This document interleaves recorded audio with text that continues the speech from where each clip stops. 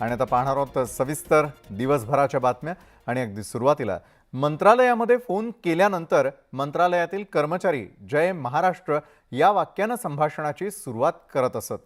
मात्र जय महाराष्ट्र ऐवजी वंदे मातरम हे शब्द तुम्हाला ऐकायला मिळणार आहेत। सांस्कृतिक कार्य मंत्री पदाची सूत्र स्वीकारल्यानंतर सुधीर मुनगंटीवार यांनी ही घोषणा केलेली आहे। पाहूयात याविषयीचा हा स्पेशल रिपोर्ट। आता तुम्ही मंत्रालयात फोन केल्यास हॅलो ऐवजी वंदे मातरम हे शब्द तुमच्या कानी पडणार आहेत। मंत्रालयात येणाऱ्या प्रत्येक फोन कॉलला वंदे मातरम या वाक्याने संभाषणाला सुरुवात होणार आहे। राज्याच्या सांस्कृतिक कार्य मंत्रालयाने हा आदेश जारी केला आहे। सुधीर मुनगंटीवार यांनी सांस्कृतिक कार्य मंत्री पदाची सूत्र हातात घेतल्यानंतर हा पहिला निर्णय घेतलाय।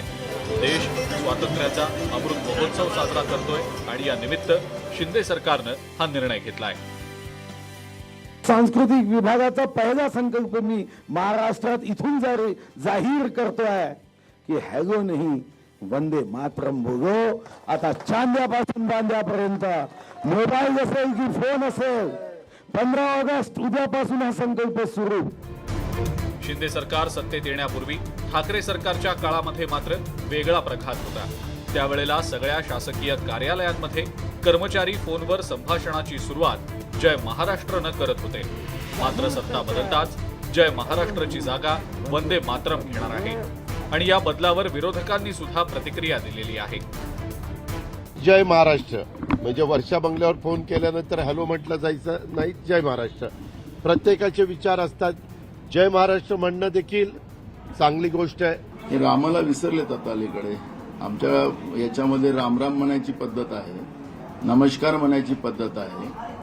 तर त्याच्यामुळे नमस्कार म्हणता आलं असतं, रामराम म्हणता आलं असतं, वंदे मातरम म्हटलं तरी काही त्याला चुकीचं नाही। पण रामाला ते विसरलेत का हा एवढाच प्रश्न या ठिकाणी निर्माण होतो। सुधीर मुनगंटीवार यांनी घेतलेल्या या निर्णयामुळे आता एका नव्या वादाला तोंड फुटण्याची शक्यता नाकारता येत नाही। कारण वंदे मातरम वरून यापूर्वीही वाद झालाय आणि ही पार्श्वभूमी लक्षात घेता आगामी काळात राज्यामध्ये यावरून एक नवा राजकीय वाद रंगण्याची शक्यता वर्तवली जात आहे। Bureau report, news 18 Lokmat. मुंबईमध्ये रझा अकादमीने देशाच्या स्वातंत्र्य दिनाच्या दिवशी तिरंगा रॅली काढली। मात्र त्यांनी सुधीर मुनगंटीवारांनी सांगितलेल्या वंदे मातरम म्हणण्याला मात्र विरोध केलेला आहे। सांस्कृतिक मंत्री सुधीर मुनगंटीवार यांनी सरकारी कार्यालयामध्ये फोनवरती बोलताना नमस्कार ऐवजी वंदे मातरम बोलण्यासंदर्भातला निर्णय जाहीर केलेला आहे। रझा अकादमीने मात्र या निर्णयाला तीव्र विरोध केलेला आहे। त्यामुळे या निर्णयावरून आता नवा वाद उफाळून येण्याची शक्यता आहे।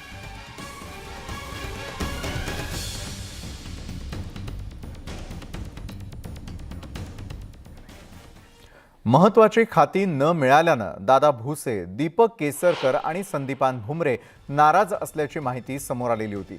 बंदर व खनिकर्म हे दुय्यम दर्जाचं खातं दिल्यानं भुसे नाराज असल्याची चर्चा आहे। त्याचसोबत शालेय शिक्षण खातं मिळूनही केसरकरांची अपेक्षा भंग झाल्यानं ते नाराज आहेत। मात्र मिळालेल्या खात्यावरती मी समाधानी असून नाराजीचं वृत्त खोटं असल्याची प्रतिक्रिया दीपक केसरकरांनी दिली आहे। वाट्याला आलेल्या प्रत्येक खात्याला आपण न्याय देण्याचा प्रयत्न करू असं भुसे म्हणतात। आम्हाला या मंत्रिमंडळाबद्दल बोलायचं काय आम्हाला काही सोयीसुतूक पण नाही। शेवटी हा फॉर्म्युला बनून जातो आणि त्या फॉर्म्युलाप्रमाणे वाटप होत असतं। मला कोणत्याही दुसऱ्या विभागाची जबाबदारी द्या। ही जी नवीन सरकार आहे ती आता रन करायला पाहिजे। शिंदे सरकारच्या खाते वाटपानंतर सुरू झालेलं हे राजकीय द्वंद्व 5 दिवसांनंतर सरकारचं खाते वाटप जाहीर झालं। खाते वाटपात भाजपच्या वाट्याला अनेक महत्वाची खाती आली। त्याचवरून आता विरोधकांकडून खाते वाटपात शिंदे गटाला मोठी आणि महत्वाची खाती मिळालेली नसल्याचा आरोप केला जातोय। आम्हाला या मंत्रिमंडळाबद्दल बोलायचं काय आम्हाला काही सोयीसुतूक पण नाही आणि फार गोडी पण नाही। कारण की हे राज्यातलं सरकार जे आहे हे महाराष्ट्राच्या जनतेसाठी नाही, गुजरातसाठी आहे आणि गुजरातला बुलेट ट्रेन बनवून आमची मुंबई कशी खाली करता येईल, मुंबईला कसं लुटता येईल याचा प्रयत्न सुरू झालेला आहे। पण शिंदे गटानं विरोधकांचे आरोप फेटाळून लावलेत। नाराज असल्याच्या फक्त अफवाच असल्याचं सांगत शिंदे गटाचे प्रवक्ते आणि शालेय शिक्षण मंत्री दीपक केसरकर यांनी विरोधकांचे आरोप फेटाळून लावलेत। तर प्रकृतीच्या कारणामुळेच कृषी मंत्रीपद घेतलं नसल्याचं दादा भुसेंनी स्पष्ट केलंय। त्याच वेळेला जर व्यवस्थित हे केलं असतं, निगोसिएशन केलं असतं, तर आमच्या वाट्याला सुद्धा आजी त्यांच्या वाट्याला गेले ते आमच्या वाट्याला आले असते। शेवटी हा फॉर्म्युला बनून जातो आणि त्या फॉर्म्युलाप्रमाणे वाटप होत असतं। त्याच्यामुळे सामनामध्ये टीका करण्यापेक्षा त्यावेळेला जर अधिक जोरात जर तिथे निगोसिएशन केली असती तर चांगली खाती शिवसेनेच्या वाटेला राहिली असती आणि पुढच्या सरकारमध्ये तीच खाती पुन्हा एकदा आमच्या वाटेला आली असती। राज्यव्यापी फिरत असताना प्रवासामुळे मला थोडासा त्रास होत होता शारीरिक। तर ऑलरेडी या संदर्भातलं मी विनंती केलेली होती की कृषी विभाग, कारण कोणतंही काम, जी काही जबाबदारी आपल्यावर विश्वासाने दिली जाते तर त्या जबाबदारीला न्याय दिला गेला पाहिजे आणि म्हणून त्या दृष्टिकोनातून मी स्वतःच विनंती माननीय मुख्यमंत्री महोदयांकडे केलेली होती की मला कोणत्याही दुसऱ्या विभागाची जबाबदारी द्या।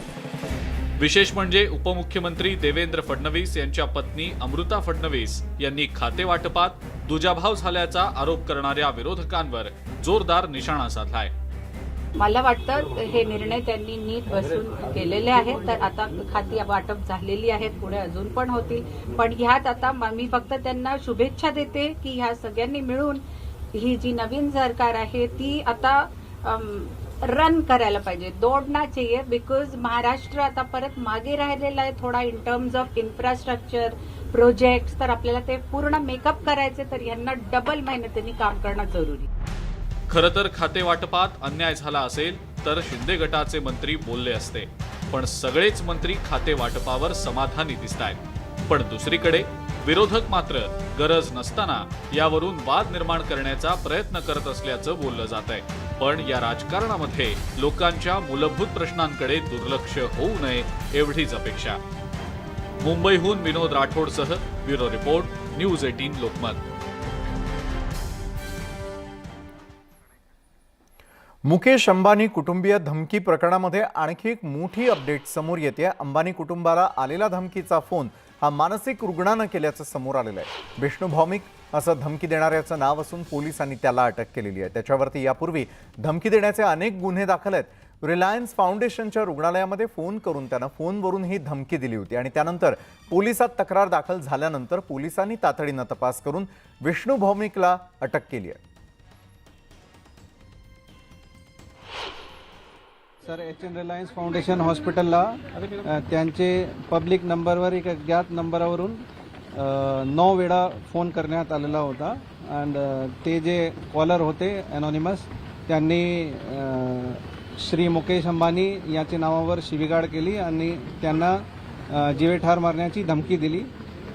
या प्रकरणामध्ये मुंबई पोलिसने तातडीने कारवाई करून जे सस्पेक्ट आहे त्यांना बोरिवली वेस्ट या एरियामधून ताब्यात घेण्यात आलेला आहे। शिवसंग्राम संघटनेचे अध्यक्ष विनायक मेटे यांच्यावर बीडमध्ये शासकीय इतमामात अंत्यसंस्कार करण्यात आले। राज्याचे मुख्यमंत्री एकनाथ शिंदे, उपमुख्यमंत्री देवेंद्र फडणवीस यांच्यासह सर्वपक्षीय नेत्यांनी विनायक मेटेंच्या पार्थिवाचं अंत्यदर्शन घेऊन त्यांना श्रद्धांजली वाहिली। विनायक मेटे यांचं अंत्यदर्शन घेण्यासाठी त्यांच्या समर्थकांनी मोठी गर्दी केलेली होती आणि त्यावेळी त्यांना अश्रू अनावर झाले होते। दरम्यान आज सकाळी बीडमध्ये त्यांची अंत्ययात्रा काढण्यात आली आणि त्यावेळी अनेकांनी त्यांना श्रद्धांजली वाहिली। मराठा समाजाला आरक्षण मिळावं यासाठी विनायक मेटे हे अखेरपर्यंत कार्यरत होते आणि त्यांचा हा संघर्ष वाया जाऊ देणार नाही असं यावेळी मुख्यमंत्र्यांनी सांगितलं।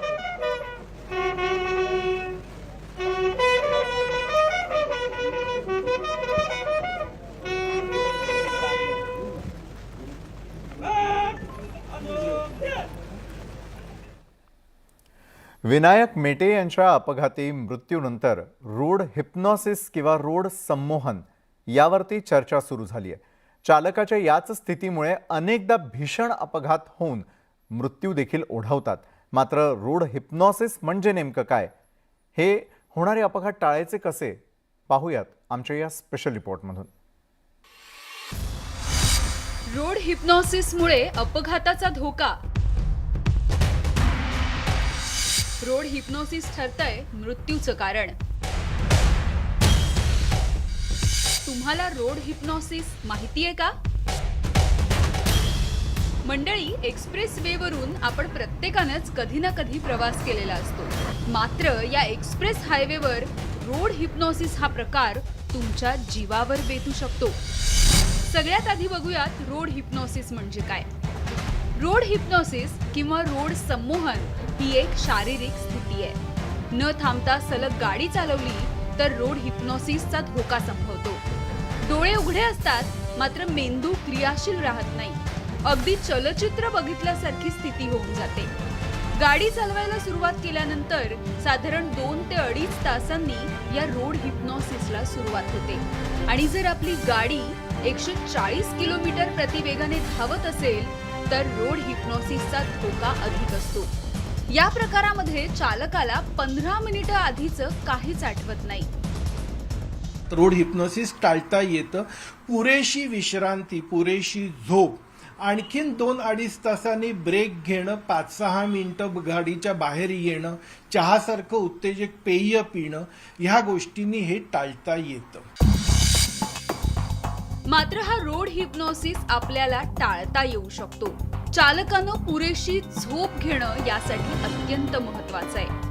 तर गाडी चालवताना दर 2 ते 2.5 तासांनी ब्रेक घ्यायला हवा. मोकळ्या हवेमध्ये काही वेळ घालवायला हवा. प्रवासातल्या ब्रेक दरम्यान चहा किंवा काहीतरी पेय घ्यायला हवं. गाडीमध्ये एकाच वेळी सगळ्या प्रवाशांनी झोपू नये तर चालकाशी सातत्यानं बोलत राहावं. गाडीमध्ये पुरेशा आवाजात गाणी किंवा म्युझिक सिस्टीम सुरू ठेवावी. मद्यपान करून अजिबात गाडी चालवू नये. तर प्रवासादरम्यान चालकानं अति खाऊ नये. जेव्हा आपल्याला एखाद्या गोष्टीची सवय होते तेव्हा टास्क फोकस नेटवर्क, जे लक्षपूर्वक काम करण्याचं आपली मेंदूमधली यंत्रणा असते, ती कार्यान्वित होत नाही कारण गोष्टी आपोआप चालत राहतात. यालाच आपण हायवे हिप्नॉसिस म्हणतो. एक्सप्रेस वेवरील विनायक मेटे यांच्या अपघाती निधनानंतर रोड हिप्नॉसिसचा मुद्दा पुन्हा एकदा चर्चेला आलाय. पण आम्ही या संदर्भात वाहतूक पोलीस असेल किंवा आरटीओ यांना विचारलं असतं, त्यांनी कायद्यात यासंबंधी कुठलेही मार्गदर्शक तत्वे नसल्याचं सांगितलेलं आहे. म्हणजे थोडक्यात ड्रायव्हरनी सलग किती तास गाडी चालावी आणि किती तास चालू नये असा कुठलाही उल्लेख नसल्यामुळे ड्रायव्हर रात्रंदिवस गाड्या चालत राहतात आणि त्यातनंच असे अपघात होत राहतात. जगभरातल्या चालकांना रोड हिप्नॉसिसची ही समस्या जाणवते आणि त्यामुळेच अनेकदा भीषण अपघात घडतो. त्यामुळे प्रत्येक चालकानं आणि त्याच्या सहप्रवाशांनी अपघात टाळण्यासाठी जर अशी काळजी घेतली तर आपला प्रवास हा अधिक सुरक्षित होऊ शकतो. चंद्रकांत फुंदेसह bureau report, news 18 Lokmat, Pune. यापूर्वी देखील अशाच प्रकारे अपघाती मृत्यू झालेले आहेत आणि अपघाती मृत्यूमध्ये अनेक राजकारणी मंडळी आपण गमावलेले आहेत. त्यावरती एक नजर टाकणार आहोत. तर सुरुवातीला आपण नजर टाकूया ती म्हणजे गोपीनाथ मुंडे यांच्यावरती. 3 जून 2014 रोजी पहाटे मुंडे यांच्या गाडीला अपघात झालेला होता. सुझुकी SX4 या गाडीचा हा अपघात होता. शासकीय निवासस्थानापासून 1 किलोमीटर अंतरावरती हा अपघात झाला. अपघातानंतर मुंडे यांचा श्वास बंद झाल्याचं डॉक्टरांनी सांगितलं. अपघातानंतर हृदयविकाराच्या झटक्यानं मुंडे यांचा मृत्यू झाला. मुंडे यांचे ड्रायव्हर आणि सेक्रेटरी दोघेही या अपघातामध्ये सुखरूपरित्या बचावले. त्यानंतर YS राजशेखर रेड्डी 2 वेळा आंध्र प्रदेशचे मुख्यमंत्री पद त्यांनी भूषवलं. सप्टेंबर 2019 मध्ये त्यांचा अपघाती मृत्यू झाला. आंध्र प्रदेशातील रुद्रकोंडा हिल्स येथे हेलिकॉप्टर अपघातामध्ये त्यांचं निधन झालं. हेलिकॉप्टर शोधण्यासाठी मोठी बचाव मोहीम राबवावी लागली. हेलिकॉप्टरनं टेक ऑफ करताना हवामान योग्य नसल्याचं त्यावेळी निरीक्षण नोंदवण्यात आलं. वैमानिकांनी चुकीचा निर्णय घेतल्याचं तपासाअंती स्पष्ट झालं. राजशेखर रेड्डीनंतर साहिब सिंग वर्मा दिल्लीचे मुख्यमंत्री, वाजपेयी सरकारमधील केंद्रीय कामगार मंत्री. जून 2007 मध्ये त्यांचा मृत्यू झाला.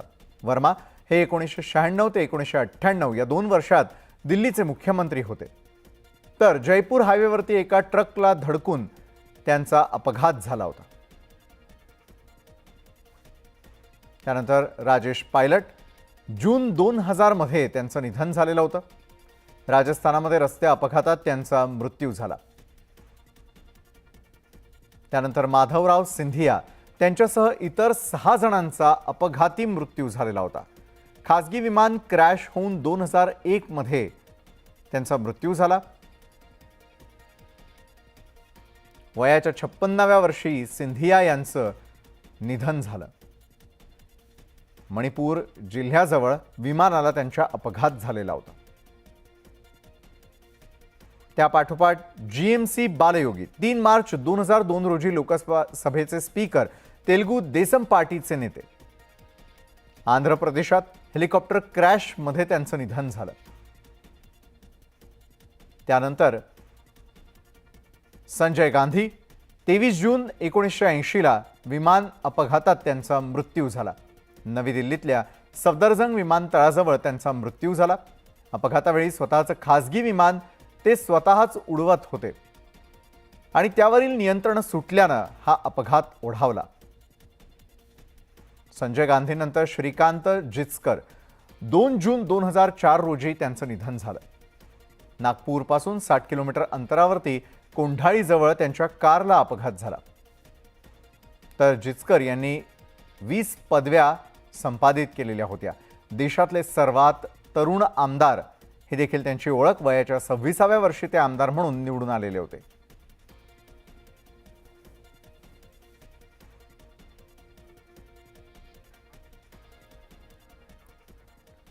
त्यानंतर बोलूयात पुढच्या महत्त्वाच्या बातमीकडे. पंतप्रधान नरेंद्र मोदी यांनी दिल्लीतील लाल किल्ल्यावरती ध्वजारोहण करून देशाला संबोधित केलं. यावेळी त्यांनी देशातील भ्रष्टाचार आणि घराणेशाहीवरती टीका केली. राजकीय घराणेशाहीमुळे भारतातील प्रत्येक संस्थेमध्ये घराणेशाहीला पोषण दिलं जातंय आणि याच कारणामुळे माझ्या देशाचं सामर्थ्य, बुद्धिमत्तेला नुकसान पोहोचतंय असा आरोप त्यांनी केला. घराणेशाही, परिवारवाद हा देखील भ्रष्टाचाराला कारणीभूत ठरतोय. घराणेशाही विरोधात आपल्याला जागरूकता निर्माण करावी लागेल असं आवाहन त्यांनी जनतेला केलं.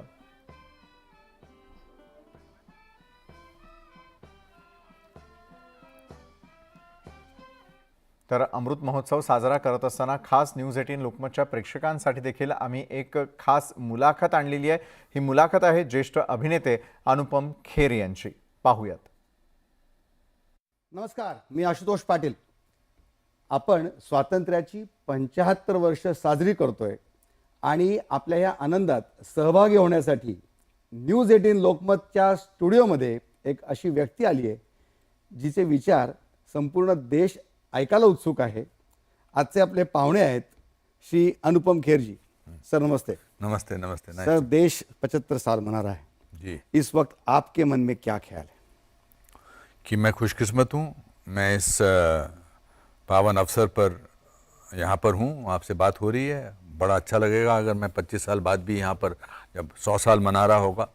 एक आज़ाद भारत में पैदा होना, इससे बड़ा आशीर्वाद ऊपर वाला क्या दे सकता है. मैं एक फॉरेस्ट डिपार्टमेंट के क्लर्क का बेटा हूँ और इस देश ने मुझे इतना मौका दिया है कि मैं देश विदेश 500 से 530 फिल्में कर चुका हूँ.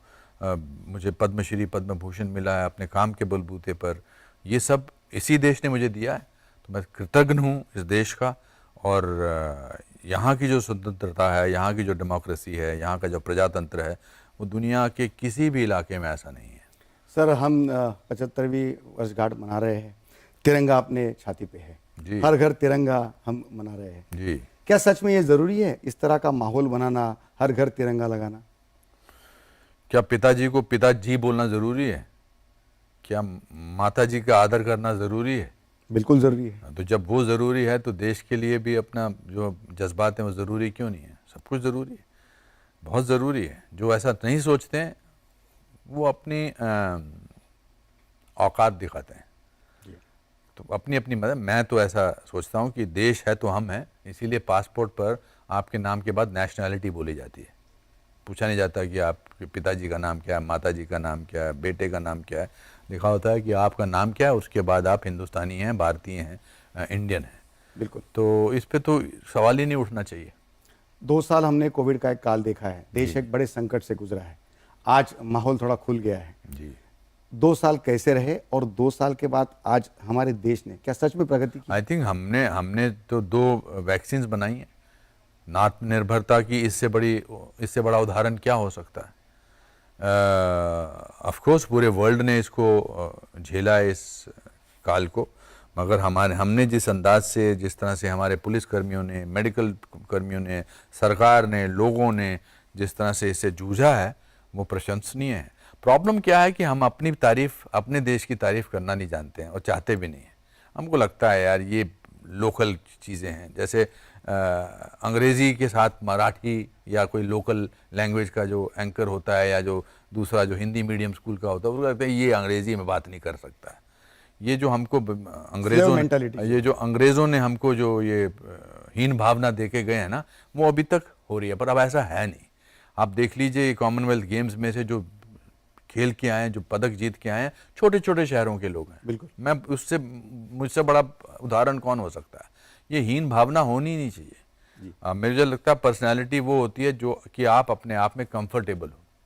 अब आपका हेयर स्टाइल ले लीजिए, मेरा हेयर स्टाइल ले लीजिए, अब जो बाल वाले हैं उनको परेशानी होगी इस बात से, मगर आपको कोई परेशानी नहीं। बिल्कुल। हमारा उन्नत ललाट है, हम यहाँ से शुरू होता है यहाँ तक जाता है ना?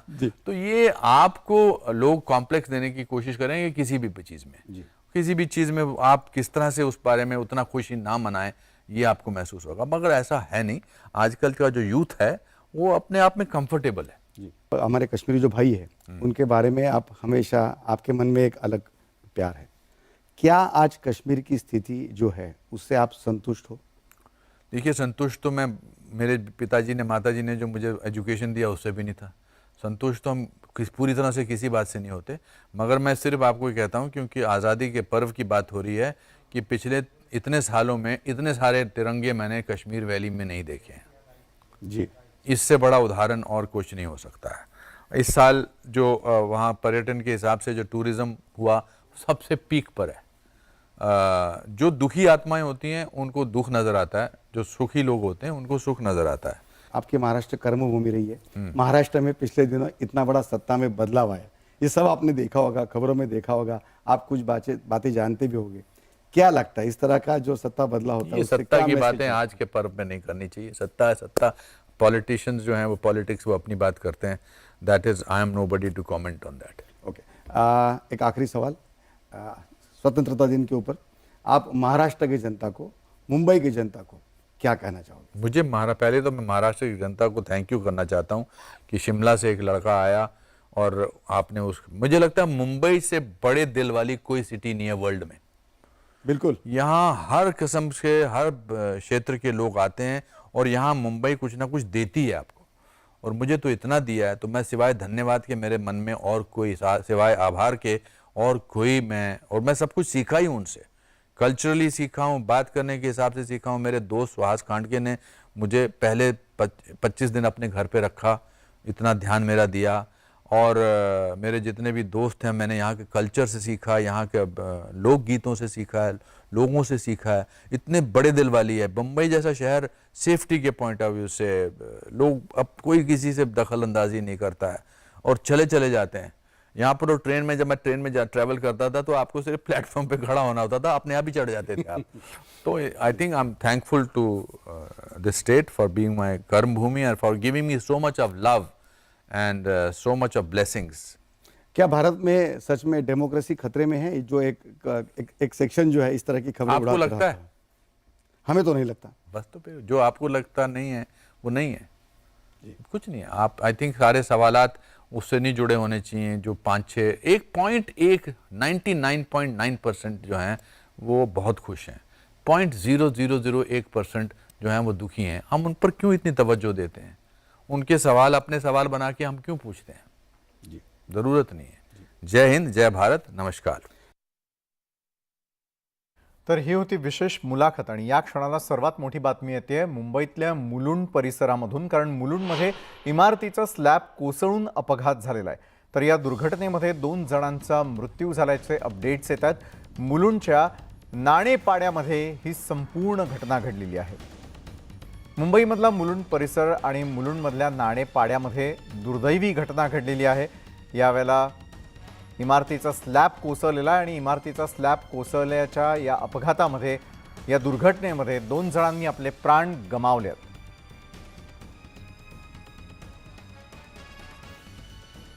तर या होत्या आतापर्यंतच्या अतिशय महत्त्वाच्या अशा बातम्या. तर आजच्या दिवसभराच्या बातम्यांमध्ये वेळ झाली तुम्हा सगळ्यांचा निरोप घेण्याची. ताज्या बातम्यांसाठी पाहायला विसरू नका न्यूज 18 लोकमत.